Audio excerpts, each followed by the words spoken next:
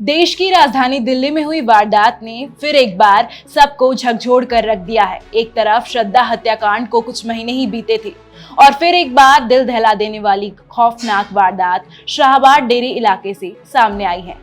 अक्सर इतनी दर्दनाक हत्या की घटनाएं देखकर सभी सहम जाते हैं और सोचने पर मजबूर हो जाते हैं कि कैसे महज एक 20 साल के लड़के के दिमाग में इतनी बेरहमी से हत्या करने का विचार पनप जाता है। एक डरावना वीडियो आपने कल इंटरनेट पर देखा ही होगा। दरअसल साक्षी हत्याकांड मामले ने वाकई सभी का दिल दहलाकर रख दिया है। 20 बार चाकू से वार करके उसे मार डालना, इससे भी मन नहीं भरा तो एक बड़े से पत्थर से कई बार उसका सर कुचल दिया।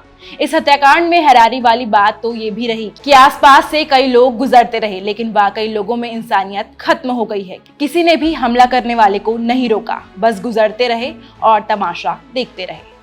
हत्याकांड से ठीक पहले का सीसीटीवी फुटेज भी सामने आया है। इसमें दिख रहा है कि साहिल घात लगाकर खड़ा है। कुछ देर वो अपने एक दोस्त से बात करता हुआ दिखाई दे रहा है। इसके बाद उसका दोस्त वहां से चला जाता है। इसके बाद जैसे ही लड़की आती है वो गली में ताबड़तोड़ हमले करना शुरू कर देता है। हत्या के बाद एक खुलासे हो रहे हैं। साक्षी को लेकर सूत्रों का कहना है कि उसका 1 साल पहले प्रवीण नाम के लड़के से ब्रेकअप हो गया था। इसके बाद उसे साहिल से लगाव हो गया था, मगर साक्षी ने दोबारा प्रवीण से बातचीत करना शुरू कर दिया। उसने साहिल से दूरियां बना ली। बस इसी बात से दोनों के बीच झगड़ा होता रहा और साहिल ने इस वारदात को अंजाम दिया। इस हत्याकांड के बाद पीड़ित परिवार आरोपी के लिए फांसी की सजा की मांग कर रहा है। साक्षी की मां का कहना है कि बेटी 10 दिन से अपनी दोस्त के घर थी। वो जिस दोस्त का जिक्र कर रही थी उसका नाम नीतू है। साक्षी घर वालों से नीतू के बेटे के बर्थडे में जाने की बात कहकर निकली थी। वो अक्सर नीतू के घर जाती थी और वहां रुकती थी। उधर साहिल की फितरत को बयां करती उसकी इंस्टाग्राम प्रोफाइल भी सामने आई है। उसमें उसका शराब प्रेम भी बखूबी देखा जा सकता है। वो रील बनाने का भी शौकीन है। उसमें हुक्का पीते हुए रील बनाई है। एक रील में वो कहता है, दुनिया शांति से जीने नहीं देती भाई, आतंक मचाना जरूरी है।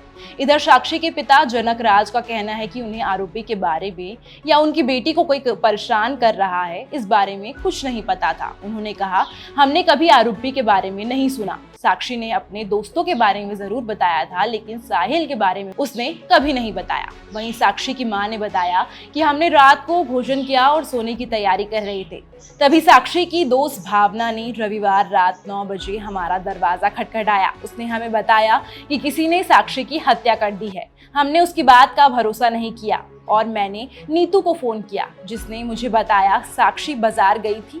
हम घटनास्थल पर पहुंचे और अपनी बेटी को खून से सना पाया।